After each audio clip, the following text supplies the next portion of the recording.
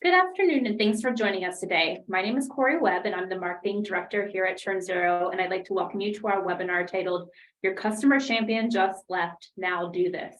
Before we get started, I'd like to remind you that we are recording today's session, and a link to the recording will be available 24 hours after this webinar. Throughout the presentation, you're welcome to submit your questions via the Q&A button on the bottom of your screen, and we'll address as many of those as we can at the end of this presentation. Now, I'm pleased to introduce to you our speaker today, Cudby. Ali is the founder and CEO of Growth Alignment Strategies, which is an agency that provides companies with processes for customer success and aligned internal communication through customer retention growth strategies. Now, I know our topic today is very popular because we've had over 1,500 of you all register for this webinar. So without further ado, I will turn it over to you, Ali, to get things started. Great. Thank you so much. I'm so thrilled to be here. As Corey mentioned, I am the founder and CEO of Alignmint Growth Strategies. This is a topic that is near and dear to my heart, and I'm really excited to dig into this particular aspect of how do you align for growth, and that is the key contact change. So as Corey said, your customer champion just left. Now do this. So now what? Let's do it. So let's start with a definition. I define key contact change as any active or passive switch to your account's customer side leader. Sometimes it's active in that your key contact leaves the company, they get promoted into a new position, but sometimes it's passive because there's been some kind of reorg inside the company. And that's an important distinction, and we'll dig into exactly why it's so important in a little bit.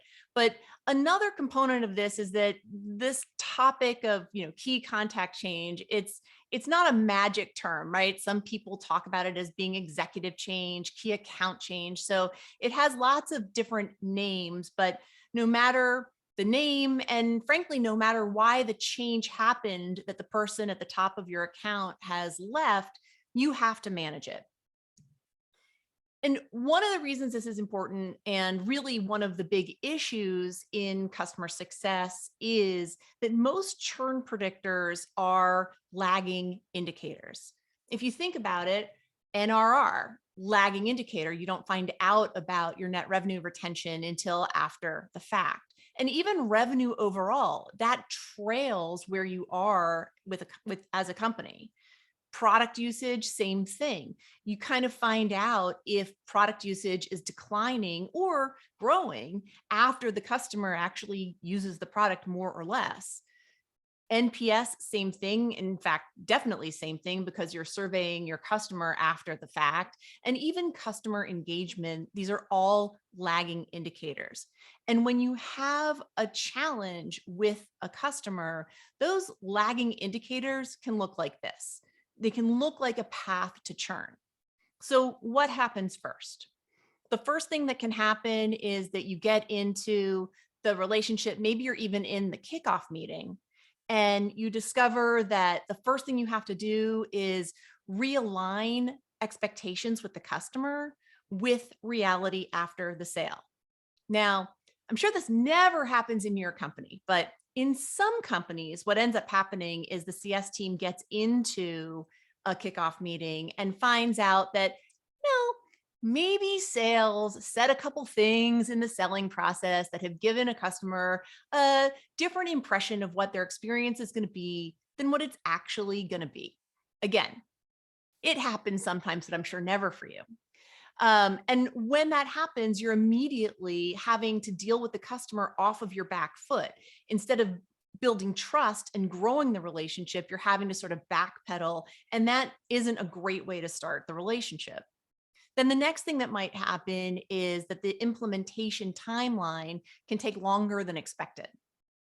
I was working with a company, this was a SaaS company, and their sales team would promise customers that they could be up and running in a day. And technically that was true. But they also kind of indicated in the selling process that they could be up and running in a day with all of the functionality. And that was definitely not the case. And in fact, implementations were taking like 90 days. And so customers were understandably frustrated. So again, as customers were coming through, instead of building trust and setting the stage to grow the relationship, the CS team and the implementation team was having to scramble to manage expectations more effectively. And in fact, it was even worse for this company because they actually didn't collect any revenue until after go live. And so customers were coming in, getting frustrated and churning out before a penny had changed hands. So this was not great for anybody. The customer was frustrated and so was the company. And so the next thing that can happen on this path to churn is that the key contact disengages. And again, that's sort of a lagging indicator. They're probably not going to do that until they're already a little bit frustrated. And then usage can drop completely. And when you have that path, it's not surprising when you get that churn notification from the customer. And what it generally also means is that there's no one big moment where the customer fell off the cliff. It's not usually like one massive failure. It's usually what we call death by 1,000 paper cuts, but they're these lagging indicators. So you need to find leading indicators that predict churn rather than lagging indicators. And an unmanaged key account change is the single greatest leading predictor of customer churn. And there's a few reasons why this is the case. So the first reason can be kind of that the grass is greener. Maybe this new key contact comes in, they've heard about a new product, they want to try something different. Sometimes it's really a new key contact comes in and maybe they've used something before in a previous company and they want to use what they're familiar with or what they've been successful with. And maybe it's that they're now coming in and they're taking charge of this company or this initiative or whatever it is that sort of oversees what you do and your products and services. And they just kind of want to mark their turf. They want to say, like, this is my team. I'm going to do it my way. I'm going to realign things to, what I want it to be. And sometimes, if I can quote the great Taylor Swift, it's me. Hi, I'm the problem. It's me. It is possible that in the relationship that you've had with the customer up until now, not everything has been perfect. And this new key contact might be irked. And this is a great time to address what the reality is of the situation and move forward as best as you can. So knowing that key contact change is the single greatest leading predictor of churn is kind of good news and bad news. It's good news because it's a line in the sand. You know when it happens that you can get ahead of it. But it's bad because it's risky. And I've always known that key contact change was really important. And when we work with our clients, whether it's on the consulting side or whether it's in these cohorts, these training cohorts that we run, I've always known that this was something that was a play that we really wanted to focus on, but I didn't have the data. And then I went to Big Rig 22 and I went to this amazing session by Joel Passon. And this is what he shared. He said, so he works for a company called Sturdy, and Sturdy does big data analytics. And what he shared was that an unmanaged key contact change has a 51% chance of churn within 12 months. 51% chance of churn within 12 months. That's a pretty stunning number.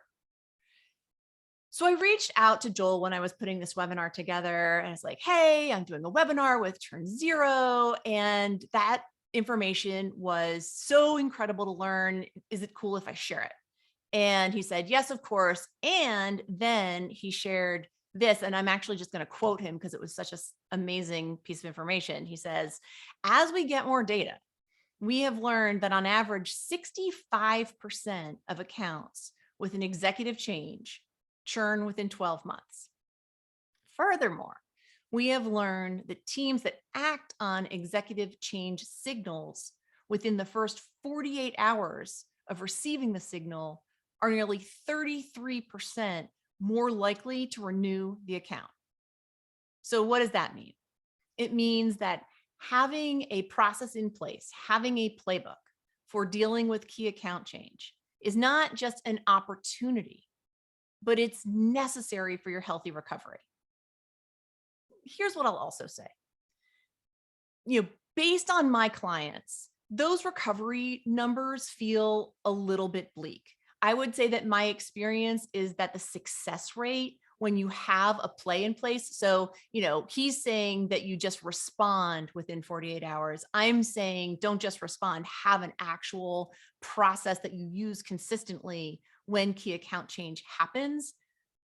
My client's success rate is higher than that using our methodology. But still, this is a big moment in a customer relationship, and it sets the stage for our conversation today.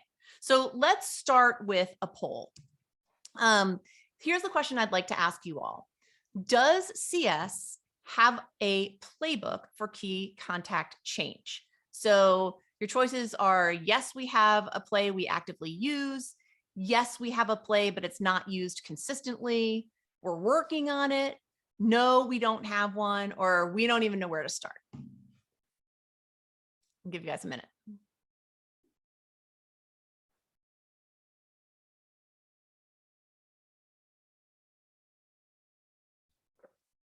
Answers still coming in. I'll give it one more second. Great. All right. The poll, share out the results. All right. So most of you, 45%, don't have a play. And great. We will get you some really good information on this webinar today to help you launch that play. And for those of you that do, great. Hopefully you'll walk away with a few tangible nuggets that you can use to improve your process. So thank you for participating. Oh, I think Corey, you and I are both. Got it. All right. So let's back up for a second and talk about the foundation on which key contact change response is built. So your customer experience is what drives outcomes. And I want to be clear that I'm talking about customer experience, or CX, and not just customer success, or CS. Now, I've had some really good conversations with my friends at Churn about this CX versus CS topic. And people come at it from different perspectives, and it's a meaty debate. So here's my lens for thinking about customer experience. Customer experience is the sum total of every touch point a customer has with a company. It's your products, your services, and your people. What that means is that customer experience is not a department. And here's why. Customers don't care about how your company is structured, and they shouldn't have to. They just want a good experience. So they shouldn't have to care that your head of sales is in a turf war with your head of CS about how you're managing renewals and how that's being compensated. They shouldn't have to care if your company has a CS team and an implementation team and an onboarding team. From the perspective of the customer, they just want a seamless experience, and your internal stuff shouldn't come into play. And when you think about CX as the sum of all experiences that a customer has with a company, that also means that it's all of those customer-facing departments. It's customer success and however else you define it, with implementation and onboarding and what have you. It's also any of those other service teams, which could be customer service or technical support. It's sales, because that's clearly part of the customer's experience, is what they talk about and what their experience is during the selling process. And it's marketing. If there's a misalignment about the way marketing puts the message out into the world about what you do and how it works versus the reality, then you go back to that path to churn, and you have to make up for the misunderstandings that were there to begin with. but it's also product for sure, right? If you got a buggy product, then that's going to be part of the experience. It can be leadership, it can be IT. It's all one experience. And you want to look at it from a customer-centric perspective. So every employee that engages with the customer, either directly or indirectly, contributes to customer experience. And one of the examples I like to use, and I mentioned IT a minute ago, and sometimes people will say, well, IT, how is that part of the customer experience? And like, let's talk about the chat bot for a minute, right? We have the chat bot on a lot of our websites, and oftentimes the IT department manages it. And how you present that chatbot, whether it is sort of a branded thing, does it have a brand personality, or is it just sort of nuts and bolts? That's an opportunity. And if the IT department isn't thinking about it from a customer perspective, then they may miss that opportunity. And also, there's just so many things a chatbot can do now. There's an opportunity to sort of think, well, what do we want it to do? And if the IT department isn't plugged into the customer-centric perspective, then they can just add more and more and more, because why wouldn't you want more? When in reality, you want to be distilling the experience for the best possible customer experience. I'm doing work right now with a medical devices company, and they're a global industry leader, and they have this internal research team, and they used to always think about themselves as being kind of the wonky researchers in the back room, and they never thought about themselves as being part of the customer experience. And part of the work that I'm doing with them is actually defining what customer experience looks like, and helping everyone in the company realize that they are in fact part of the customer experience, even if it's indirect. And what we've learned is that this work that they do, this research that these scientists are doing, is informing the conversation that salespeople are having with customers. So in fact, it's a really important part of the customer experience, because it's helping to guide customers to make the choice to buy. And that expertise is one of the reasons that they do buy. So how you frame your thinking around the employee's role as being part of the customer experience is also really important. And when you think about all of these things, it's summed up really well by this great quote by Maya Angelou. And it says, people will forget what you said, people will forget what you did, but people never forget how you made them feel. So now let's take all of that and pull it back to key account change. What is it that combats churn when your key contact changes? Well, it's making that new key contact feel seen and heard in their interactions, and valued in their experience with your company. And the reason is because you're always dealing with people. Feeling seen, heard, and valued is a fundamental driver for inspiring action. So let's go ahead and dig into the action piece of this. So how do you combat churn after key contact change? Well, the first thing that you have to do is identify the change. And that can be simple, but it's not always easy. There are 3 components to identifying the key contact change. So the first one is your partnership. It's the work that you've done to build that rapport, so that when the key contact changes, they want to let you know, and you're sort of knit into your customer's company well enough to be told what's going on when there is this change. And that's easier when you have a high touch customer. So when you don't have that high touch relationship and you're relying more on low touch or tech touch, there are also things you can do. So you can build things into your product to identify those changes. And there's lots of ways to do that. And you can use tools to help track what's happening. And Churn Zero can be a good partner with that as well. But even in these low touch or tech touch solutions, the partnership matters. How you have started that relationship. We talked about that path to churn, but if you flip it around, when you set the tone from the beginning with the intention of a relationship that grows and builds trust, when you make people feel seen, heard, and valued, you embed that relationship up front so that they do engage and they do send the signal that you can then pick up with your product and your tools.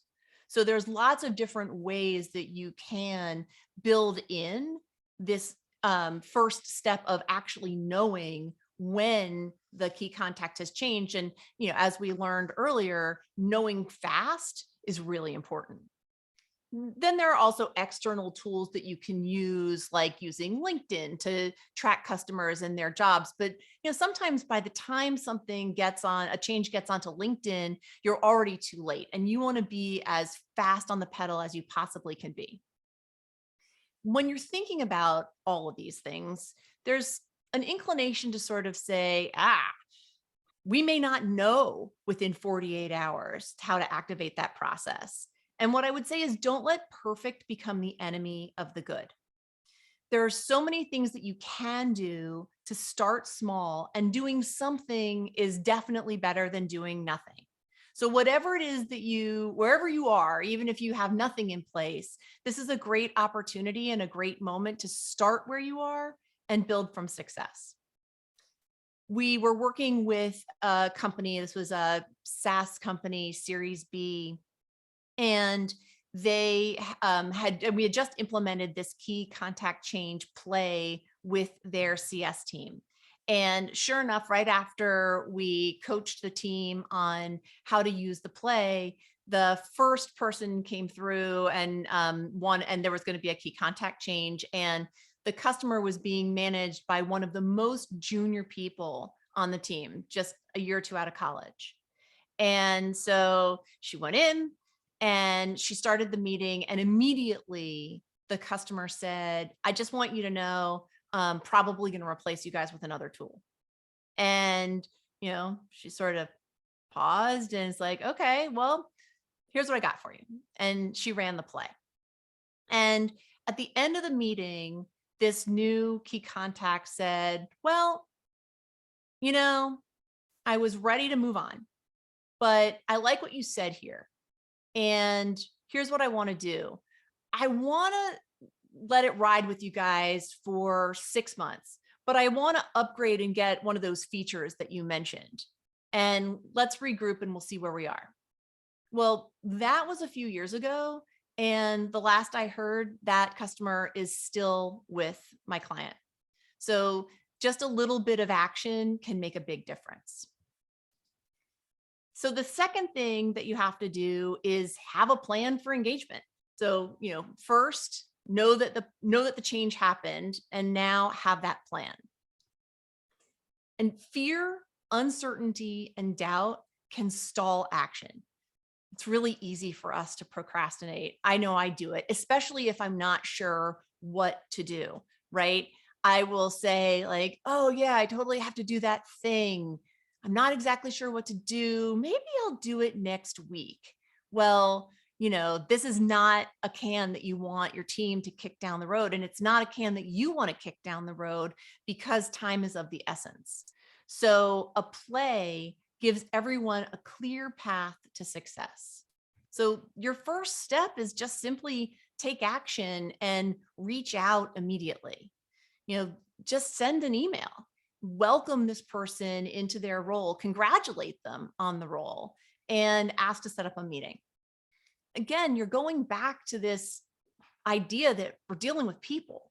And, it's nice to feel congratulated when you've just taken a new role. It's nice to know that a company that you're working with is paying attention and being proactive. And so that seen, heard, and valued thing comes into play here too. And by the way, you're probably ahead of the other companies that they're dealing with, because you're paying attention and you actually have a play in place. And so you're reaching out proactively. And even if those other companies are reaching out, they're probably in sell mode and not in relationship building mode. And so you're building trust, which is going to go really far in your long-term relationship with this company. So then you get to the key contact change play meeting itself. Here's what you want to do. First, you want to be really focused on your preparation. Take some time, review the history that you're going to be walking into. So the customer's account history, what's worked, what hasn't worked, what they've used, what they haven't used, so that you're fully prepped on that. And of course, hopefully that's not going to take too much time and effort because you should be up to speed on these things, but a little bit of review never hurts. And then also take some time to learn a little bit about the key contact's background. Where have they been before? What are the kind of roles that they've had?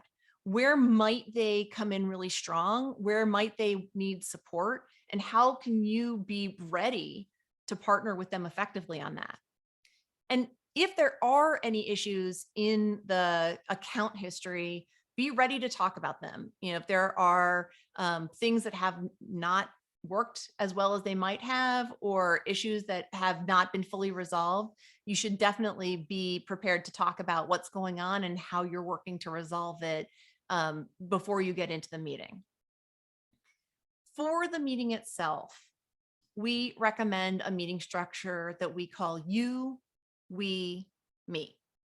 So you is the key contact and it's all about them. We is the partnership. And then me is, what do I need to do in order to serve you? So here's what that looks like. This you component is all about them. It's learning, getting them talking about, so you've done your homework, but now you want to get them talking. You want to learn about what their job is and how they see this role. What have their successes been like? And what do they see success as being in the role? What are the challenges that they foresee in the job? And get them talking about their goals. What is it that they want to achieve? And what could get in the way for them?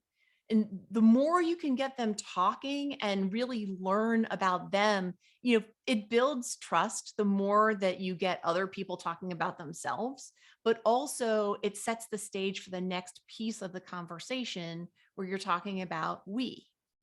Because this is when you get to talk about your product and your process and your company, but you're talking about it from the perspective of the customer and what they just told you.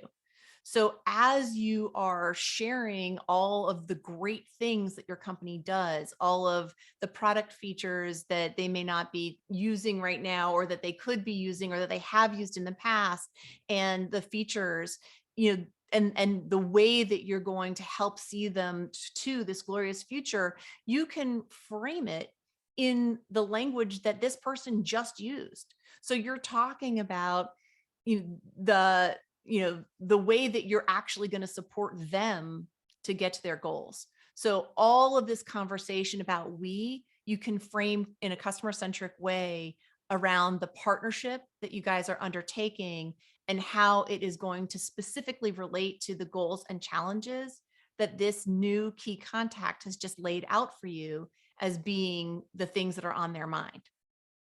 And it's only then that you can get to the me piece of the conversation.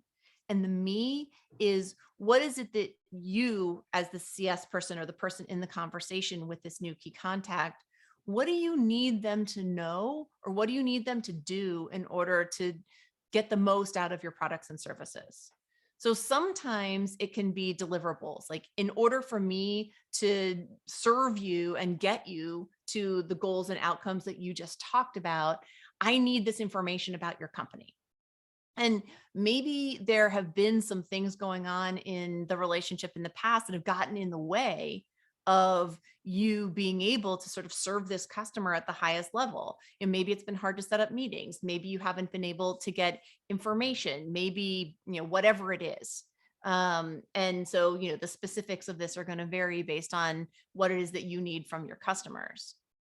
But what you'll notice is it's always this customer first interaction. Even when you're asking for something, you're framing it in the context of how can we help serve you to get you to your goals? This is what I need in order to get you the outcomes that you want.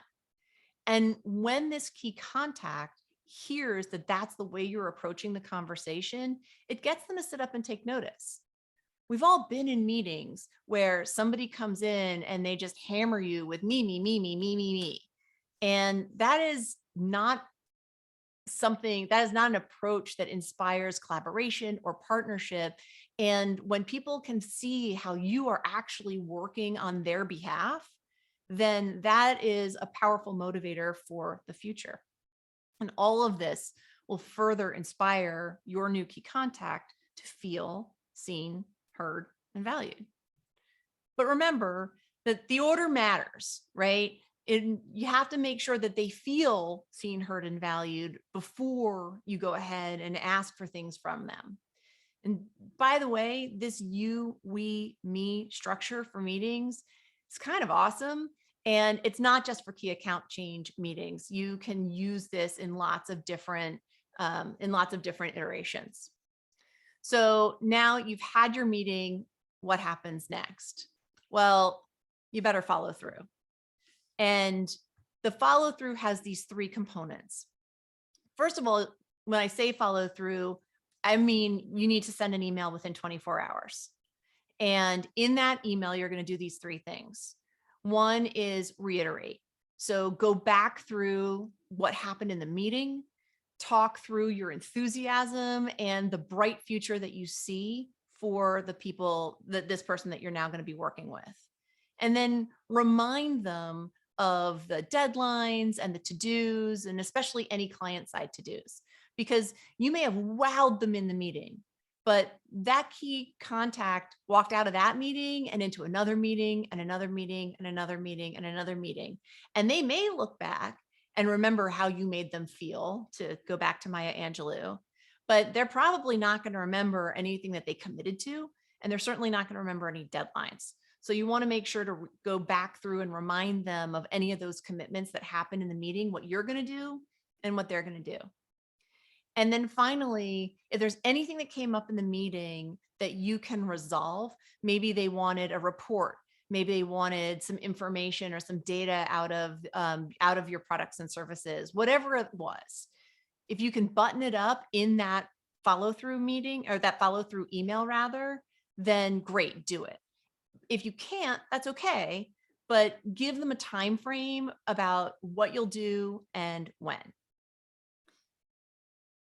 Effective follow-through is a foundational loyalty builder. It kind of goes back to that show me, don't tell me. Again, you can wow them in the meeting, but until you follow through, you're not really showing them. And failing to follow through is a huge blocker of loyalty. Like, this isn't magic beans, right? But it just goes a long way toward a successful path forward. It's kind of like going to the gym. You can go to the gym and you can have a killer workout and you can crush it. But one workout where you crush it isn't going to get you into shape. What you're really looking for is just doing the work, showing up. Maybe you're not even crushing it every time, right? But you're doing the work consistently. You're showing up consistently. And when it comes to that post key contact change meeting and turning that into action, that's what you're looking for. It's not about complexity. It's all about consistency. So we've talked a lot about the feeling side of key contact change. And I just want to be clear that the tactical side of key contact change and the data and the analytics is also incredibly important. So we call that feeling side the heart of a play, of an engagement with a customer. And there's also the smart side of it. And those pieces are vitally important. It's marrying the tracking and the metrics and all of those things that you need to be able to do, like health scores, all of that stuff that you have to be able to do in order to engage consistently. And those are areas in which Churn Zero is a great partner, but also key contact change works best when it's built into a holistic approach for customer experience. So what do I mean by that? When you think about the customer experience lifecycle, we think of it this way. And it looks at the entire customer lifecycle in 3 buckets. The first bucket is what we call the alignment stage of the work. That's everything from the moment that your customer makes a decision to purchase, through how you welcome them into your company, that kickoff, onboarding, and first value. And I just want to be really clear that when I talk about first value, I'm not talking about go live. Go live is about you as a company. It's you flipping the switch. First value is about the customer. That's when they experience value for the first time with your products and services. From there, you go into the engagement phase. And that's what we sometimes call the messy middle. A lot of times what we see is that companies will get a customer, they'll get them onboarded, then they kind of don't necessarily talk that much again until it's time to renew. And that's missing a huge opportunity. So if you look at this infinity loop, what we see is that you go into the engagement phase and you hit the realignment. And that's our version of a QBR or a business review meeting in general. And what happens in the business review meeting is that you're looking at the account and saying, great, here's where we are.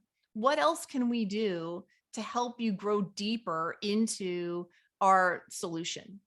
And what is it that needs to happen between now and the next meeting?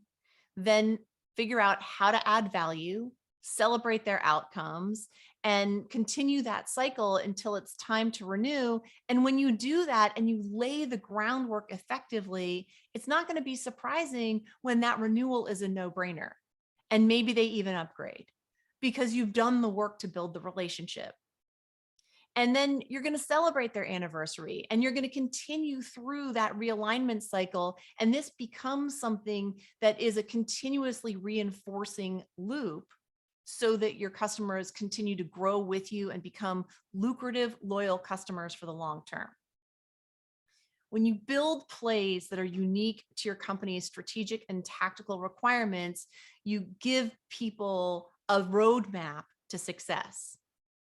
And then you have to train your team sufficiently so that they know what that path to success is and they know how to use it every time.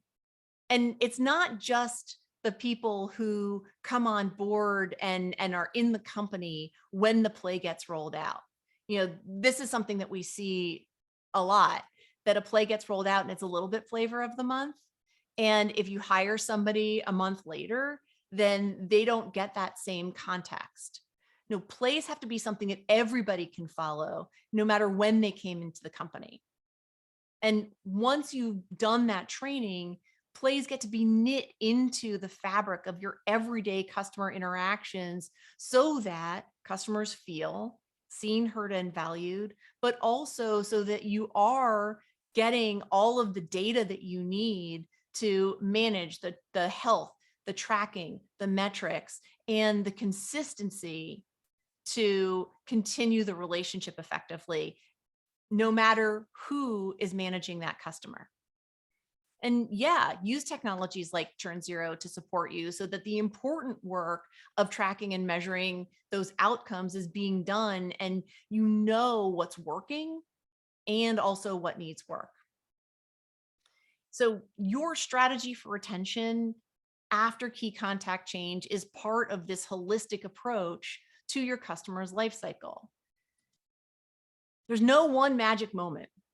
And if you are, in a world of hurt with the customer, even the best key contact change play probably isn't going to save you.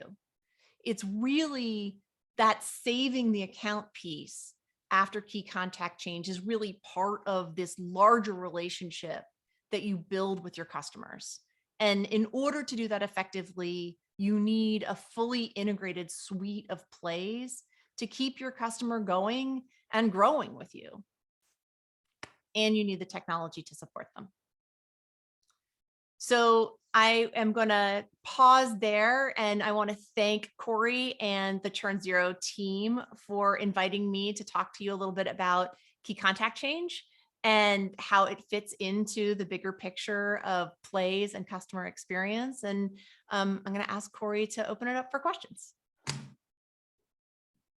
Awesome. Yeah, thank you for that, Allie. We have had a number of questions already come in, but I'd like to invite everyone else to go ahead and submit your questions now, and we'll get to as many as we can. So our first question is, would you consider a key contact change to be a new manager in between your current POC and the executive in the account? In other words, no one has left the organization, just a new person joining the project. So there's no official, definition of these things. I would run that play if you had a new key manager come in, for sure.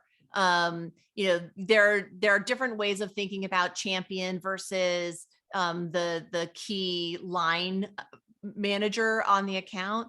And when it comes to running this play and really understanding what's going to move the needle, if they're in a position where they can impact your success as a company providing products and services, then heck yeah, run the play. There's no downside to doing that. My gosh, questions are flooding in. So I know we've had a couple of people ask this question that I saw. So any tips if the key contact change is on our side? So if it's the AE or the CSM that's changing, suggestions for having a plan with that type of contact change? Yeah, I mean, this conversation today was really more focused on the key account change or the key contact change on the customer side. But having a process in place to introduce a new key contact to the customer is always a good idea. You don't want to spring it on the customer. You want to make sure that they feel comfortable with it. Some of this is going to depend upon the circumstances under which the change is being made on your side. Is somebody is the person who's leaving going to be in a position to make that introduction and be part of that transition? That's the ideal scenario. That's what you want to have happen, is you want to make the customer feel like everything is collegial, we're all working together, and the person who's rolling off is rolling off into the greater good, but they're still going to be well taken care of. And that's what you're gunning for, or that's what you're aiming for, if at all possible. That's not always possible. So, if the circumstances are that the person who's rolling off is rolling off under less than ideal circumstances, then that's going to be a different kind of introduction.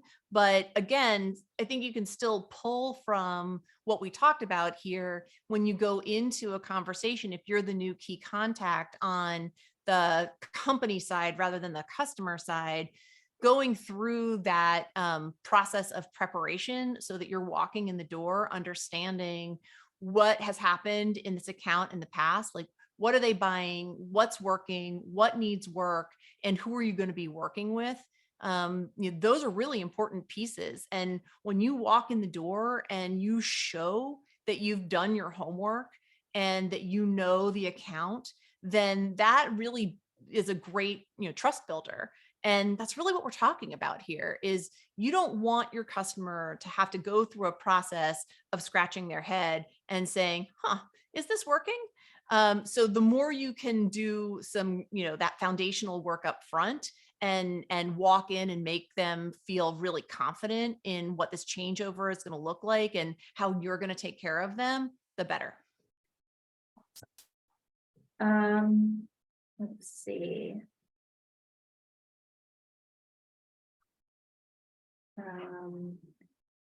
If your champion has left and went to another company, do you have a suggested play for reaching out to that person at their new company? Do you think it should be best for the sales rep to reach out, or the CSM who they previously worked with? It depends. This is sort of an it depends. But what I'll say is that if you've done the work to build the relationship, then it's going to feel natural to reach out to them. Some of this is a balance between what do you need to codify and create as process, and how can we just be people engaging with people. If you've cultivated a good relationship with somebody, then and it doesn't matter if you're the CS team or the sales team, reach out and congratulate them on their new role, because like that's what people do. Yeah. And if you reach out and like, look, people are also not confused, right? Like if you're reaching out, then it's great if you can make them feel like you're really just excited for them and you want to touch base, but they also know that they were working with you with your company's products and services. And so if they liked what they were doing and if they liked working with you, then it's obvious, they're obviously going to remember, and you can reach out in a personal way and not in sort of a sales pitchy way, and just connect with them and let it go from there. If you reach out immediately and you're like, hey, you have this new role, hey, don't forget our products and services, and you roll directly into that sort of selling orientation, then that isn't feeling like a relationship, that's feeling like a cash machine. Yeah. And nobody likes feeling like that. I think that makes sense. Our next question is, how does your approach change depending on whether it's your primary point of contact, so your day-to-day management, or the executive buyer?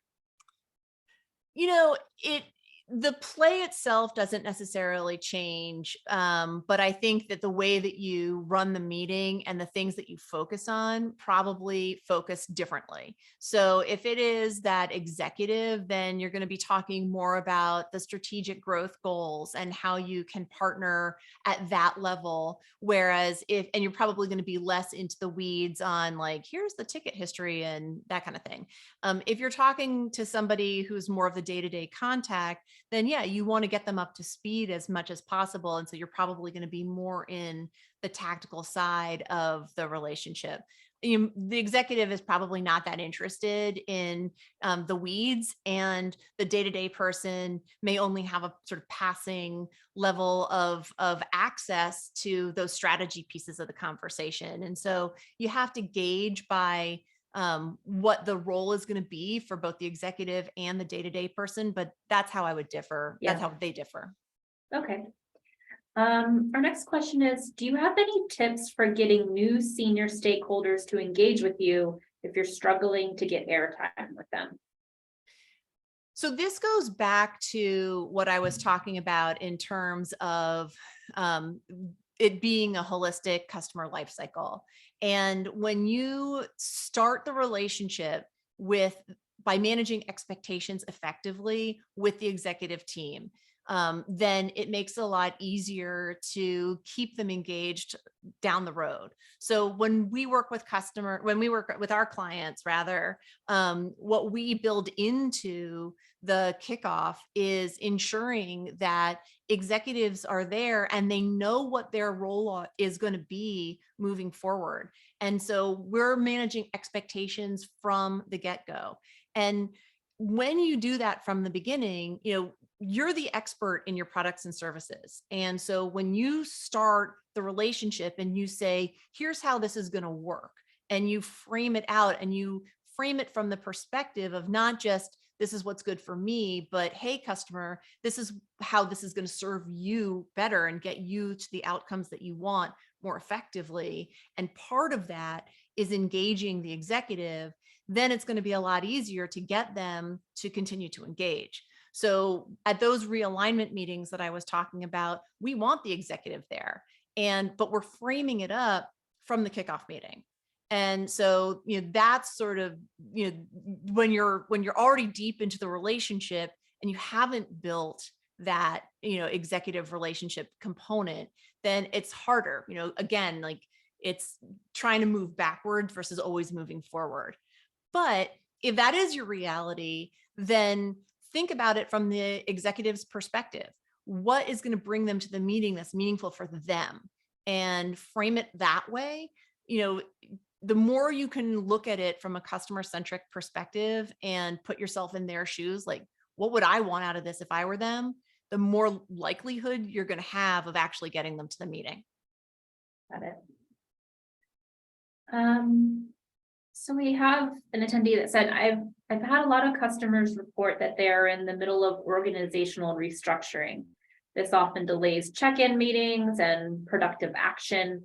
Any tips for continuing to build relationships as customers are quote unquote restructuring? Yeah, I mean, to some extent, I'm going to echo what I just said before.